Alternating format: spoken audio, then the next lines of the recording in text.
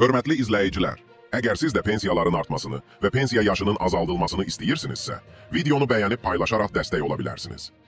Pensiya, orta aylıq əmək haqqı, müavinətlər və bəzi peşə sahiblərinin maaşlarının artması gözlənilir. Əmək və Əhalinin Sosial Müdafiəsi Nazirinin müavini Anar Kərimov bildirib ki, pensiyalar bütün, o cümlədən minimum pensiya, orta aylıq əmək haqqlarının artımı qədər təxminən 13-14%-ə yaxın artırılacaq.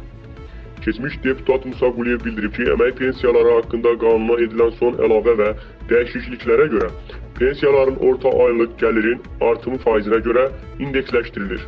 Bizim orta aylıq əmək haqqımız təxminən 14% artıb. Deməli, gələn il bütün kateqoriyalardan olan pensiyalar ən azı 15% artacaq. Minimum pensiya 200 manatdırsa, gələn il 230 manat olacaq.